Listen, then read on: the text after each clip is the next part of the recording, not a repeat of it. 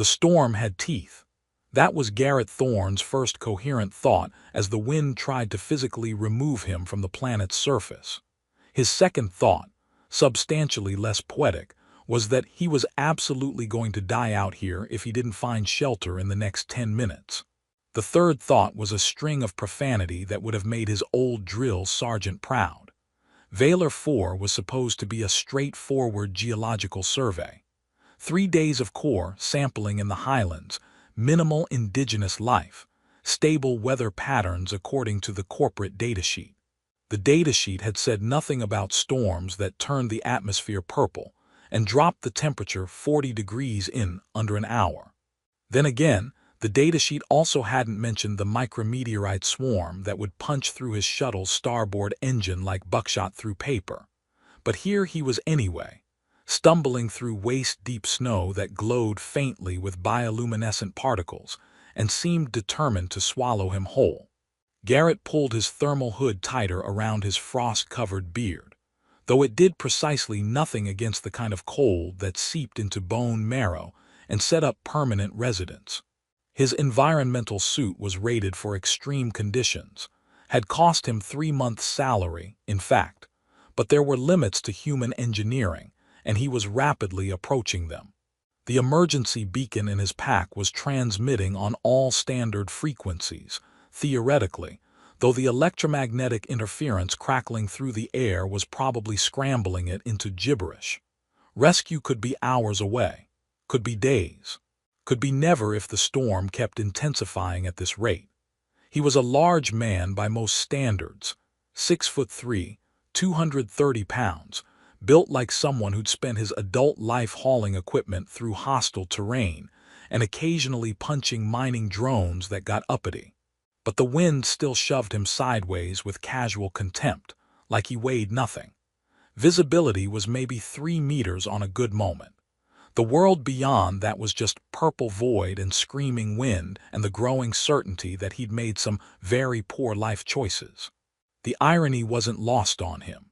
Garrett Thorne, the man who'd deliberately chosen the most isolated survey contracts available, who'd spent the last 5 years avoiding human contact as much as professionally possible, was now going to die alone on a frozen rock nobody cared about. His mother would have had opinions about that, probably something about reaping what you sow, delivered in that tone she'd perfected over decades of disappointment. Then, through the swirling snow and his increasingly blurred vision, he saw light. Warm light, orange and steady and completely incongruous with the frozen hellscape trying to kill him. Garrett blinked hard, trying to clear the ice crystals from his eyelashes, convinced he was hallucinating. Hypothermia did that, made you see things that weren't there, made you lie down in the snow because it suddenly seemed comfortable. But no, there it was again when he forced his eyes open. A structure, a building, a cabin that absolutely should not exist in the middle of an uninhabited highland plateau that was supposed to be nothing but rock and ice and regret. He didn't care about the logic. He didn't care if it was a hallucination or a trap or the universe's idea of a cruel joke. He lurched toward it with everything he had left, each step an exercise in willpower over physics. His legs felt like frozen wood, his lungs burned with every breath of thin, frigid air, and his fingers had lost feeling somewhere around the 10-minute mark. But the light got closer. The structure became more real, more solid. The cabin was small but substantial, built from dark stone that looked local, and what appeared to be some kind of wood that glowed faintly along its grain with internal bioluminescence. The roof was steep, already accumulating a thick layer of purple snow, and smoke rose from a stone chimney, somehow managing to climb vertically despite the wind trying to tear everything apart. The door was solid, carved with organic patterns that seemed to flow and shift in his peripheral vision, probably just the hypothermia talking.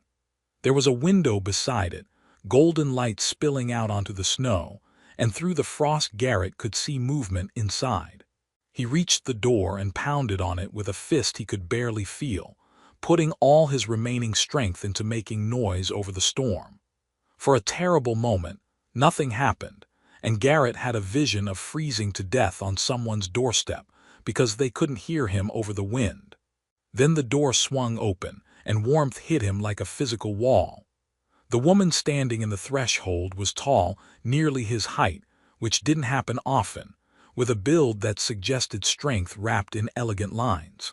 Her skin had a faint golden undertone that caught the firelight from inside, smooth and unmarred, except for a thin scar along her left collarbone.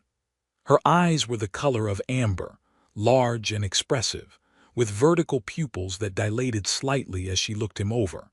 Her hair fell in dark waves past her shoulders, shot through with streaks that reflected the light like copper wire, and her ears, her distinctly non-human ears, tapered upward to delicate points that swept back through her hair. She was also, objectively speaking, beautiful in a way that made Garrett's frost-addled brain stutter and forget how to form words, which was probably for the best, because anything he said right now would have been embarrassing. Her expression shifted rapidly, surprise giving way to alarm, then settling into something between amusement and exasperation as she took in his ice-covered form. She said something in a language his translator implant didn't recognize, then switched seamlessly to Galactic Common with an accent that made the words sound like music. "Well," she said, her voice warm and slightly incredulous, "it'll be cozy, but come inside before you become a sculpture. I have enough decorations." Garrett tried to say thank you, tried to introduce himself, tried to do any of the socially appropriate things one does when rescued from certain death. Instead, he managed a grunt that might have been agreement and stumbled across the threshold like a drunken bear. She caught his arm with surprising strength, steadying him, and then the door closed behind him with a solid thunk that cut off the wind's howl like a blade through silence. The sudden quiet was almost painful. Garrett's ears rang with the absence of wind, and the warmth, actual, genuine warmth, hit his exposed skin like needles. He made an involuntary sound somewhere between a groan and a whimper. "Holy hell," he managed through chattering teeth that felt like they might shatter. "Where did you? How is there a cabin? What are you?" "Questions later," the woman interrupted, already moving with purpose. Her hands were on his suit seals, working with practiced efficiency. "Hypothermia first. Sit, now." She guided him toward the fireplace with a firmness that suggested she wouldn't accept argument, pushing him down onto a bench padded with what felt like fur. The heat from the flames hit his face like a physical thing, and he groaned again, unable to help himself. She was already peeling away his suit's outer layer, the frozen material cracking slightly as she moved it. "I can," Garrett started, trying to help with numb fingers. "You cannot do anything useful in your current state," she said, not unkindly. "Your fingers are barely functional and your core temperature is dangerously low. Let me work, human." She wasn't wrong. His hands were basically clubs at this point, good for nothing but getting in the way.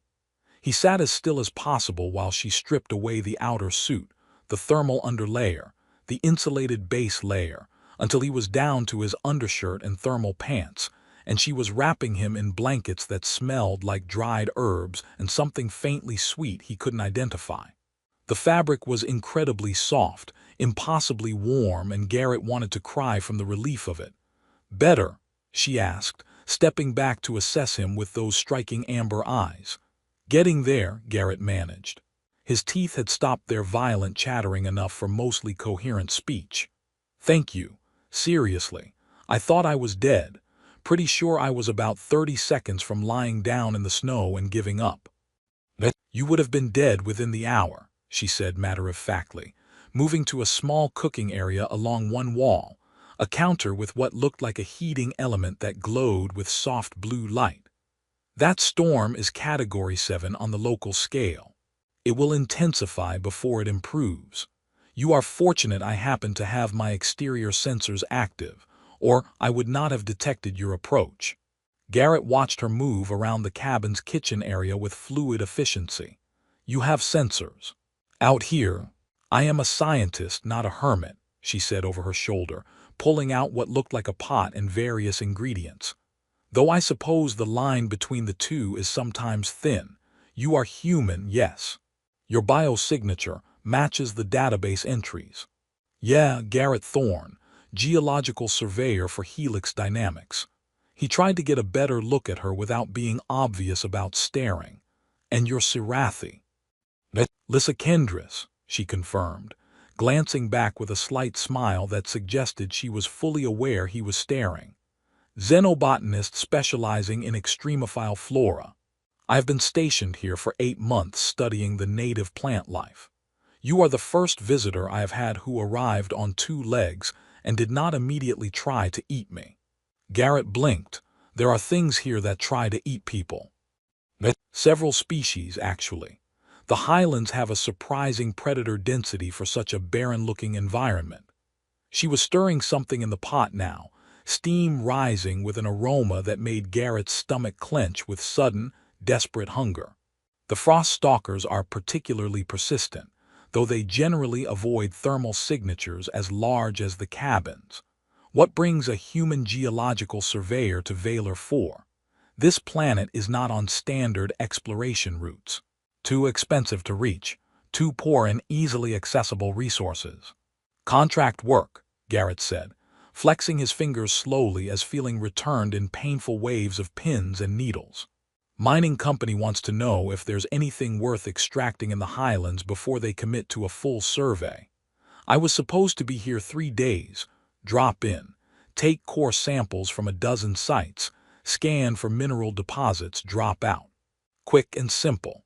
Then a micrometeorite swarm decided to ruin my entire week. Your shuttle crashed. Lissa's tone was sympathetic but unsurprised. About 8 kilometers east of here. Relatively intact. I managed a controlled descent, but the engine's completely slagged and half the electronics are fried. I sent out a distress beacon on all frequencies, but with this storm. He gestured vaguely at the walls, where the wind's howl was still audible but muffled. Lissa nodded, her expression thoughtful. The electromagnetic interference will scatter your signal significantly. The storms here generate massive static discharge. It is part of what makes the local flora so interesting, actually. They have evolved to harness the electrical energy. But it means rescue will not reach you until the storm clears. That will be approximately 48 hours, possibly longer if this system intensifies as I expect it will. 48 hours, Garrett repeated slowly, the number settling into his awareness like a stone. 2 days. He looked around the cabin properly for the first time, taking in the space with new significance. It was a single large room, maybe 6 meters across and 8 deep, with exposed beams overhead and walls that looked like local stone mortared with something organic. The fireplace dominated one wall, built from black rock that seemed to absorb light. Shelves lined another wall, filled with specimen jars containing preserved plants, scientific instruments whose functions he could only guess at, and what looked like handwritten journals with worn covers. A workbench occupied the far corner, covered in plant samples in various states of analysis, microscopes, scanning equipment, and tablets displaying data he couldn't interpret from this distance. And against the back wall, looking impossibly inviting in his current state of exhaustion, was a bed. A large bed, covered in layers of blankets and furs, easily big enough for 2 people. Just one bed. One very nice, very comfortable-looking bed. Garrett's brain, now warming up enough to process social implications, started raising flags. He was acutely aware that he was a strange man who just crashed into this woman's isolated research station, and that he'd be here for at least 2 days, and that the sleeping arrangements were going to be potentially awkward. I see you noticing the bed, Lissa said, amusement clear in her voice as she ladled something into a bowl. I assure you, I am not concerned about your intentions. You can barely stand. I doubt you pose any immediate threat to my virtue. Garrett felt heat rise to his face that had nothing to do with the fire. I'll take the floor. I don't want to impose on your space more than I already am.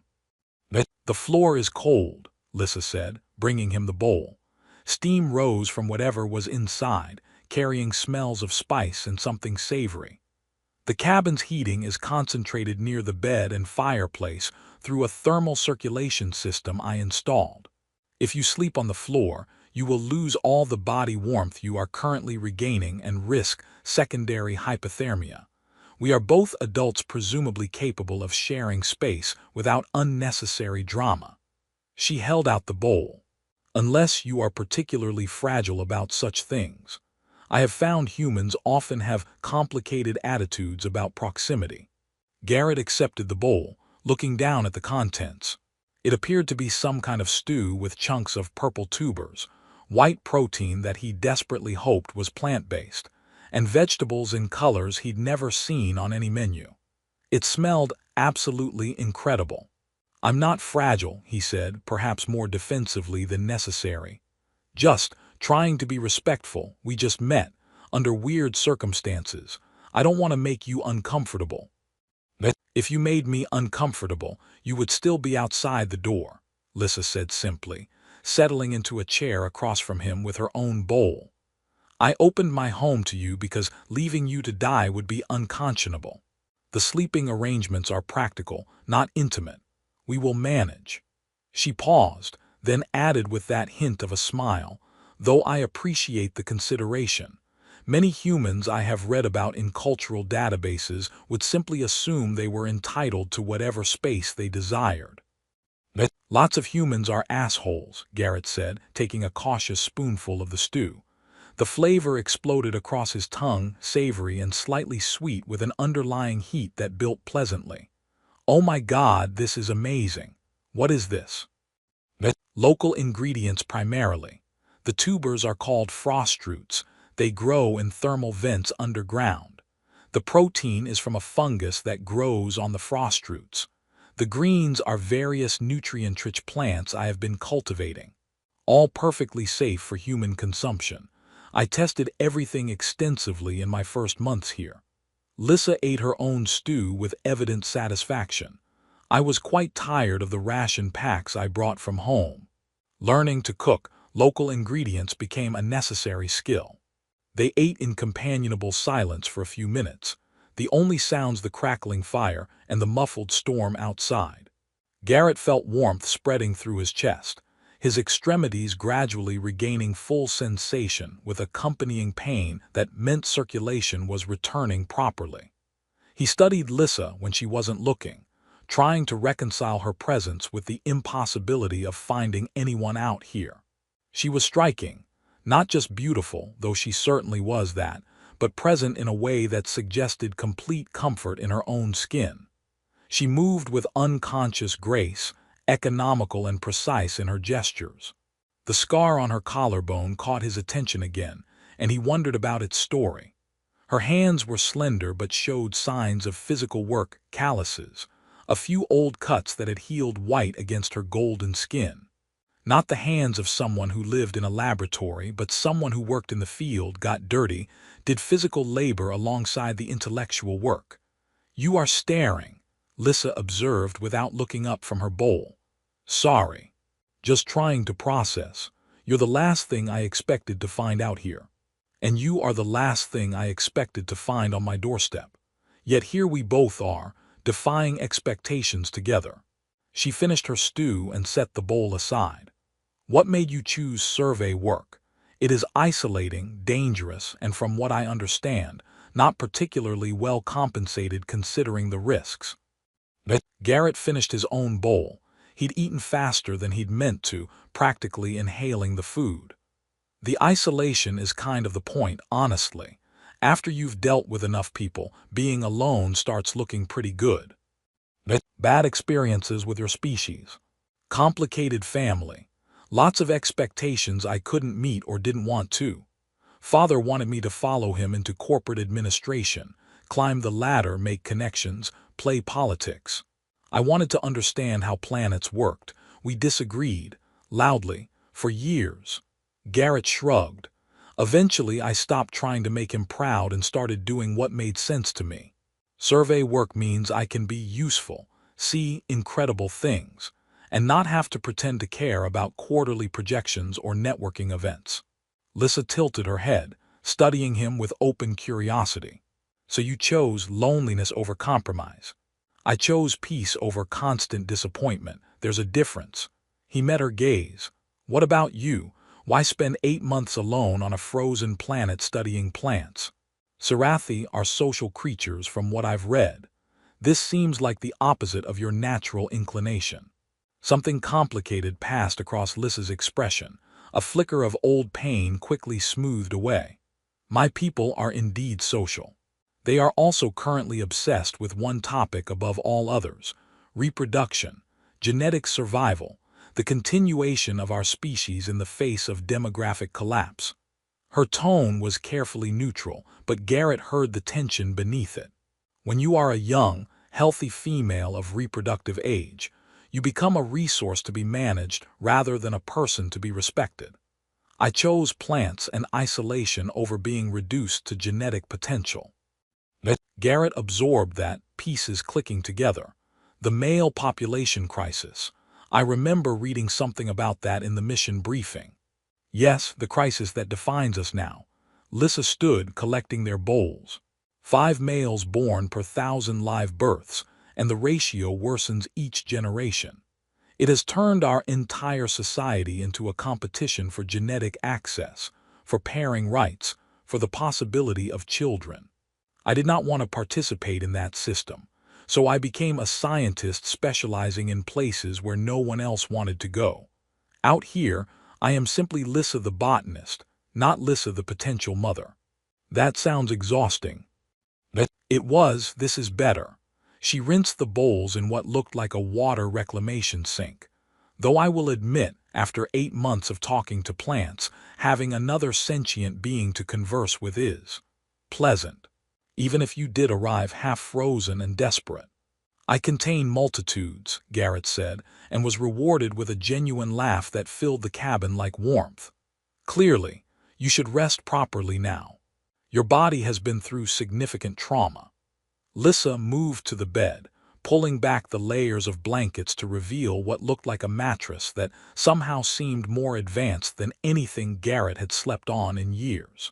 The bed has adaptive temperature regulation built into it, salvaged technology from my shuttle combined with local thermal materials. It will adjust to your body's needs. You will sleep well. Garrett stood slowly, testing his legs. They held, though his muscles ached with cold damage fatigue. And you, where will you sleep if I'm taking your bed? Lissa raised an eyebrow. I will also sleep in my bed. It is large enough for 2 adults to share comfortably without inappropriate contact. We have already established that we are both mature enough to manage proximity. Right, yeah, mature adults, that's us. Garrett tried to sound casual and probably failed spectacularly. He was aware, suddenly and acutely, that he'd been alone for a very long time, that Lissa was attractive in ways that bypassed his usual defenses, and that his body was responding to her presence in ways that had nothing to do with hypothermia recovery. If Lissa noticed his discomfort, she didn't comment on it. Instead, she gestured to a small alcove he hadn't noticed before. There is a sanitation unit there if you need to clean up. The water is recycled but clean. Take your time. I will bank the fire for the night. Garrett escaped to the alcove gratefully. The sanitation unit was compact but functional. A sonic shower that removed dirt and sweat without wasting water, a small sink, and a toilet that looked remarkably similar to human designs.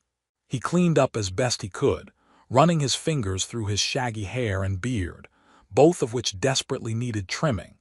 His reflection in the polished metal mirror showed a man who looked exhausted, weather-beaten, and older than his 38 years.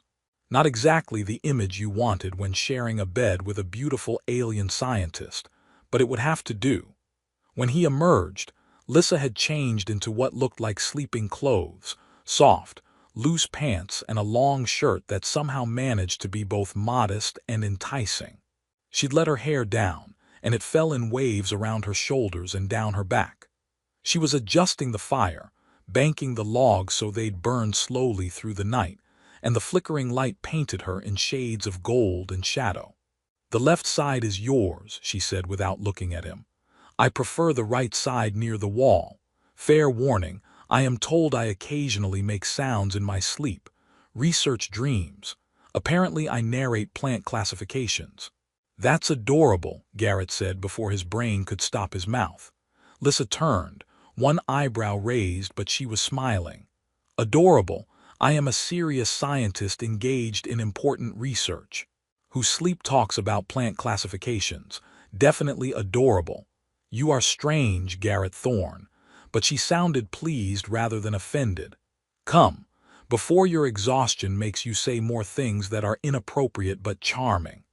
Garrett approached the bed like it might explode, hyper-aware of every movement, every sound. The mattress was as comfortable as it looked. He sank into it with a groan of genuine relief. The blankets were impossibly soft and warm, and the moment his head hit the pillow, some kind of adaptive material that perfectly supported his neck, he felt the exhaustion of the day crash over him like a wave.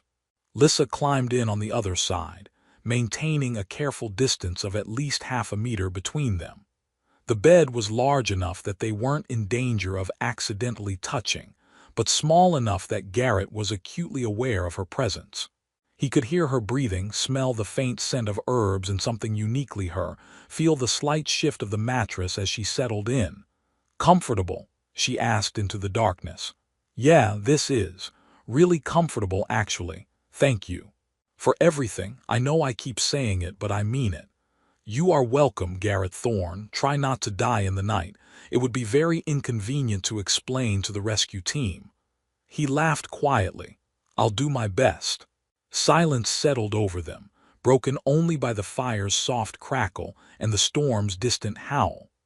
Garrett lay rigid, trying not to move, trying not to think about the warmth radiating from the other side of the bed, trying not to acknowledge that some part of him desperately wanted to close that careful distance. "You are very tense," Lissa observed from the darkness. "I can feel it in the mattress. You are going to give yourself muscle cramps. Just trying to be respectful, not move around too much. You may move, you may even relax. I promise I will not interpret normal sleeping behavior as an advance." She paused, then added more gently, "We have 48 hours together in a small space, Garrett. If we both maintain this level of tension, it will be unbearable. Perhaps we should simply acknowledge that we are two adults sharing necessary space and leave it at that." "You're right. Sorry. I'm not usually this awkward." "I suspect you are exactly this awkward, but normally you are alone so no one witnesses it." Garrett laughed despite himself. "Okay, fair. You're not wrong. I am a scientist. I specialize in being correct about things." But there was warmth in her voice, humor rather than arrogance. Garrett felt himself relaxing slightly, his muscles unclenching. The bed's adaptive properties seemed to respond, adjusting support and warmth in subtle ways. "Can I ask you something?" "You may ask, I may answer." "Why open the door? You didn't know me. I could have been dangerous. Why take the risk?" Lissa was quiet for a moment. "Because I know what it is like to be cold and alone and desperate. Because leaving someone to die when you have the power to save them is unforgivable. Because—" She trailed off, then continued more quietly, "because in 8 months, you are the first person to knock on my door. Perhaps I was lonely enough to risk danger for company. I'm glad you did, open the door, I mean. So am I, surprisingly. Now sleep, human. Tomorrow we can have deeper conversations. Tonight you need rest. Good night, Lissa." "Good night, Garrett." Garrett closed his eyes, intending to stay awake, to remain vigilant despite the comfort and safety. But exhaustion was a powerful force, and the warmth of the bed and the quiet presence beside him worked together to pull him under. His last conscious thought was that he hadn't felt this safe in years. He didn't notice when, sometime in the deep night, the careful distance between them closed. Didn't notice Lissa shift closer in her sleep, drawn by warmth and the unconscious comfort of another presence. Didn't notice his own body responding, curving around hers, one arm draping naturally across her waist. But in the morning, When awareness returned slowly, he would wake to find her back against his chest, her hand covering his where it rested near her ribs, and the knowledge that something had shifted between them in the darkness. For now, though, he slept, and for the first time in longer than he could remember, he didn't feel alone. Garrett woke slowly, awareness returning in layers: warmth, softness, the smell of something cooking, movement nearby, and the unsettling realization that he was curved around another person, holding them like it was the most natural thing in the world. His eyes snapped open. Lissa's dark hair was inches from his face, her body perfectly aligned with his arm draped over her waist with his hand resting on her ribs. He could feel the gentle rise and fall of her breathing, the warmth of her skin through the thin fabric of her shirt. For a moment, frozen in panic and something else entirely, he couldn't move. Then Lissa shifted, and he felt her wake up. She didn't pull away immediately. Instead, she made a soft sound, not quite contentment but close, and her hand moved to cover his where it rested near her ribs. They lay like that for a heartbeat, 2 heartbeats, neither pulling away, neither acknowledging what was happening. Then Lissa spoke, her voice still rough with sleep. "You are a cuddler. I did not predict that based on your general demeanor." Garrett pulled his arm back quickly, heat flooding his face. "Sorry, I didn't mean I must have." "Relax, Garrett." Lissa rolled over to face him, her amber eyes clear and amused in the morning light filtering through the cabin's windows. "I participated. If I objected, I would have moved." She stretched, cat-like and unself-conscious. "You are very warm." "It is pleasant. Thanks." Garrett had no idea how to respond to that. "You're not uncomfortable." "Why would I be uncomfortable? We shared body warmth. It is practical." But there was something in her expression, a hint of color in her cheeks, a slight uncertainty in how she held eye contact, that suggested it might have been more than just practical. Before Garrett could formulate a response that wouldn't make everything worse, Lissa sat up and swung her legs out of bed. "The storm continues but has decreased in intensity overnight. Your rescue beacon should transmit more effectively now. I have been monitoring it. The signal is reaching at least partial distance." "How long have you been awake?" Garrett asked, sitting up himself and trying not to notice how the morning light made her hair shine like copper wire. "Long enough to make breakfast. Come. You need food and your body needs to continue recovering from yesterday's hypothermia." She moved to the cooking area with that same fluid grace, and Garrett took a moment to appreciate the domesticity of it. This brilliant, beautiful scientist making him breakfast in a cabin on a frozen planet while a storm raged outside. His life had taken a very strange turn, and he found he didn't mind at all. He used the sanitation unit quickly, then joined her at the small table she'd set up near the fire. The food was simple, something like porridge made from local grains, sweetened with what tasted like honey, and strips of protein he didn't examine too closely. It was delicious, and he ate with genuine hunger. "You're an excellent cook," he said between bites. "Necessity is an excellent teacher. When the alternative is ration packs for 8 months, you learn quickly." Lissa ate her own breakfast with neat, economical movements. "Your shuttle, did you have any supplies that need immediate retrieval? Food, medicine, equipment?" Garrett considered. "Most of it's already in my pack, which I brought with me. The shuttle has more ration packs, some backup equipment, but nothing critical. It can wait until rescue arrives or the storm clears enough for a retrieval mission." "Good. I would prefer not to venture into the storm unless absolutely necessary. The frost stalkers are more active in these conditions. Hunting is easier for them when visibility is poor. The things that try to eat people." "Precisely. They are not particularly intelligent, but they are persistent and have excellent thermal sensing. They would detect our body heat immediately." Lissa poured something that looked like tea from a heated carafe. "I have only had to deal with them directly twice. Both times were unpleasant." Garrett accepted the tea. It tasted floral and slightly spicy, warming him from the inside. "The scar on your collarbone, was that from one of them?"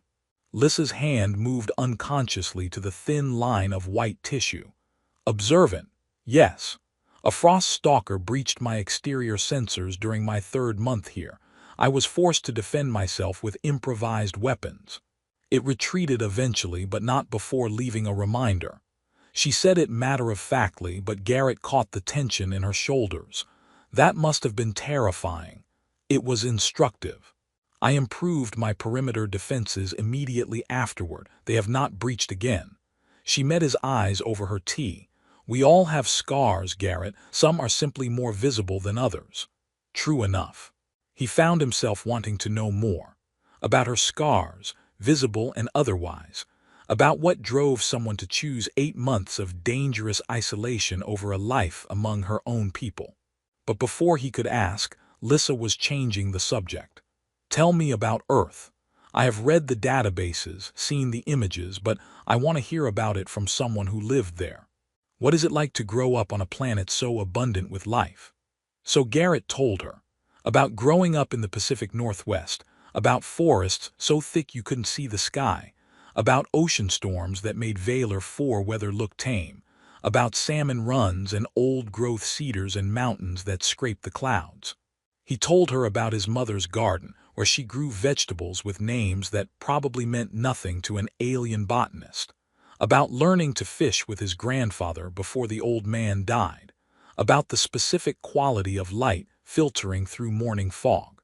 Lissa listened with intense focus, asking detailed questions about ecosystems and weather patterns and plant species, but also about the feeling of it, what it was like to walk through a forest, to smell ocean air, to stand under trees that had been growing for 1,000 years. It sounds beautiful, she said eventually, something wistful in her voice. Sarathi is beautiful too, but in a different way, more ordered. We shape our environments carefully. Your Earth sounds wild. It can be. That's part of what I love about it, I think. The wildness. The fact that nature doesn't care about human plans or expectations. It just is. Perhaps that is why you enjoy survey work. You seek wild places. Maybe. Or maybe I just like places where I can't disappoint anyone's expectations because there's no one around to have expectations. Garrett grimaced. That sounds more bitter than I meant it to. It sounds honest. Lissa refilled their tea. I understand the sentiment. Sometimes it is easier to meet the expectations of research protocols than family. They fell into comfortable silence, drinking tea and watching the storm through the window. The purple snow was still falling heavily, but the wind had decreased enough that you could actually see individual flakes rather than just a wall of white chaos. The landscape beyond looked alien and beautiful, twisted rock formations frosted with bioluminescent snow, the suggestion of plant life in the thermal vents creating pockets of green against the purple-white expanse. It's strange, Garrett said eventually. We've known each other maybe 12 hours, and I feel more comfortable with you than people I've worked with for years. Lissa glanced at him, her expression thoughtful. Isolation does that sometimes. Removes the usual social barriers. We both know what it is to be alone, what it costs, and what it provides. That creates understanding. Is that all it is, understanding? I do not know, Lissa said slowly.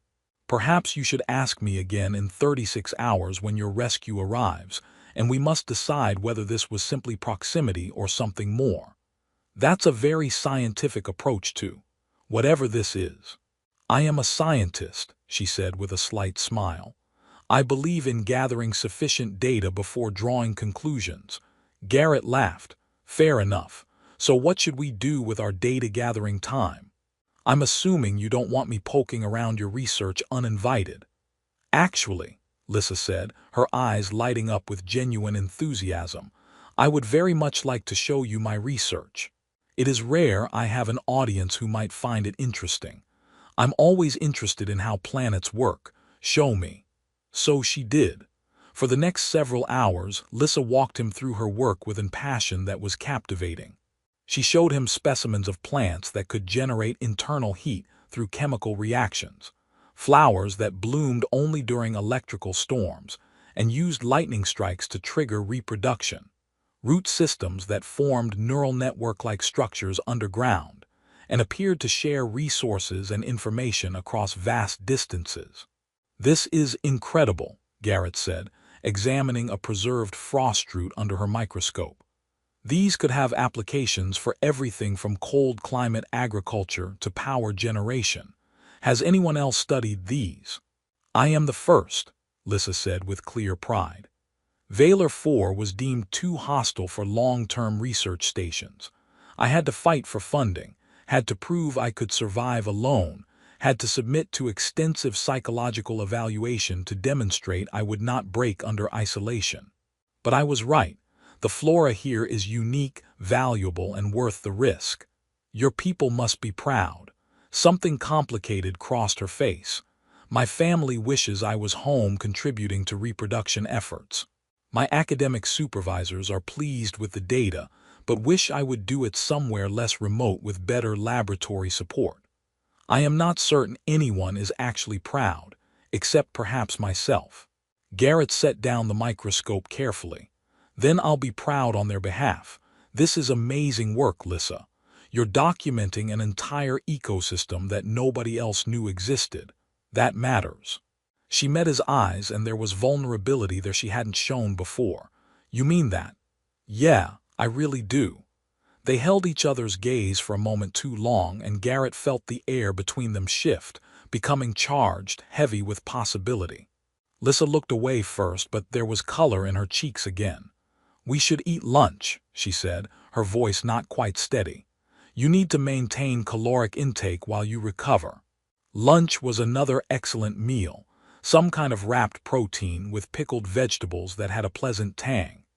They ate at the workbench, surrounded by specimens and equipment, and the conversation flowed easily between science and personal history and observations about the storm. "How do you handle the isolation?"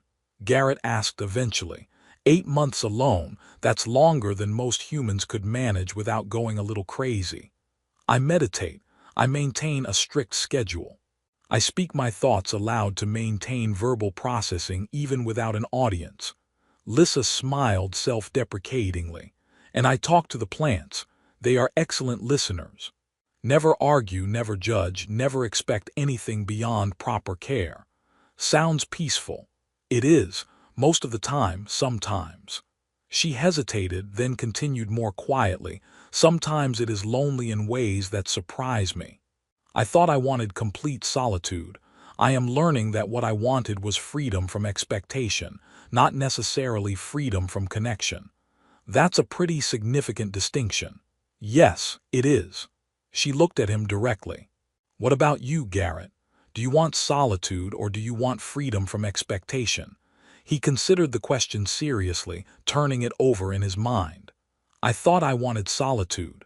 I thought being alone was easier, safer, better than constantly feeling like I was failing to be what people needed. But lately," he gestured vaguely, "lately I've wondered if I was just avoiding risk rather than finding peace. And now, stuck in a cabin with a stranger during a storm, now I think maybe I was wrong about what I needed." He held her gaze. "This doesn't feel like being stuck. It feels like being found." Lissa's breath caught slightly. "That is either very profound or very cheesy, and I cannot decide which. Can it be both? Perhaps." But she was smiling, and there was warmth in her eyes that had nothing to do with the fire. The afternoon passed in easy companionship. Lissa returned to some data analysis, while Garrett explored the cabin more thoroughly, examining the construction, the clever ways she'd integrated salvage technology with local materials, the efficiency of her resource management. He was impressed despite himself. This wasn't just a survival shelter. It was a well-designed research station built by someone who understood both engineering and the environment. When evening approached and the storm showed signs of intensifying again for the night, they prepared dinner together in the small kitchen. Garrett chopped vegetables under her direction while she prepared the protein, some kind of fungus steaks that sizzled on the heating element and smelled incredible. "You're good at this," Lissa observed, watching him work. "The cooking, the kitchen efficiency. I expected you to be less domestically capable. I've been living alone in remote stations for 5 years. You learn to cook or you starve. Well, or you eat nothing but ration packs, which is a special kind of slow starvation. He finished the vegetables and moved them to her pot. My mother made sure I knew the basics before I left home.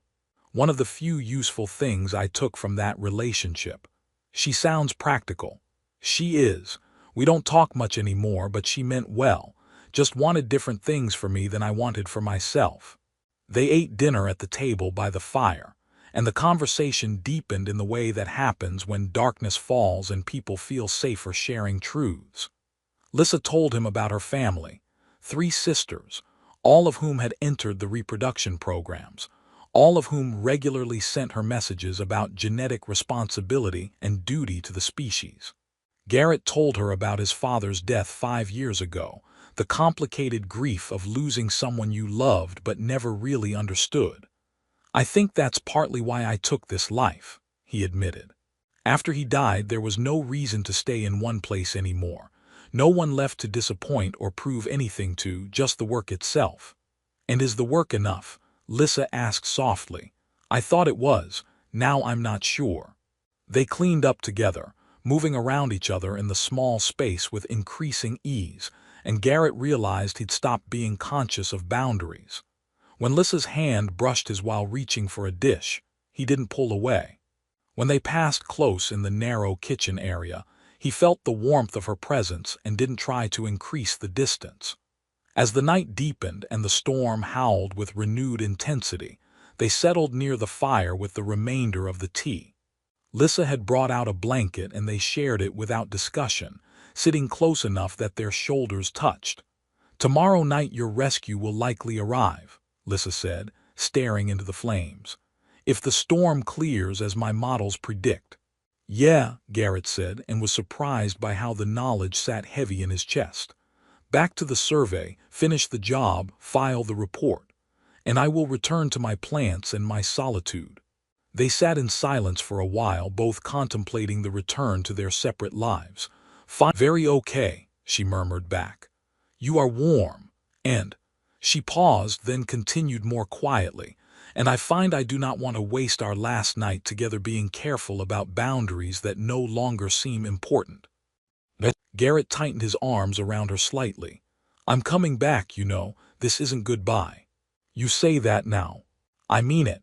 My next survey route comes through this sector in 3 months. I'll request priority assignment, make it happen sooner if possible. You're not getting rid of me that easily, Lissa Kendris. He felt her smile against his chest. Then I suppose I will have to clean up the cabin and attempt to be a proper hostess next time. You're already perfect, Garrett said and meant it. They fell asleep like that, wrapped together, the storm raging outside but the cabin holding them safe. And this time, neither felt the need to pretend it was just practical. Morning came too quickly. Garrett woke to find Lissa already up, checking her instruments, and knew without asking that the storm had broken. The rescue shuttle would come today. Reality was reasserting itself. He used the sanitation unit, got dressed in his repaired suit, and joined her at the workbench. She was transmitting something, her research data, he realized, backing up months of work to her university servers in case something happened after he left. Storm cleared 3 hours ago, she said without turning. Your beacon is transmitting full strength. Your rescue shuttle should arrive within the next few hours based on their likely launch window. 3 hours ago, Garrett repeated. You've been up since then. I do not sleep much when I know something is ending. She finally turned to face him, and there was vulnerability in her expression she hadn't shown before. I am not good at goodbyes, Garrett. Then let's not call it that. Let's call it see you later. When? 3 months, sooner if I can swing it. I'll message you when I know my route.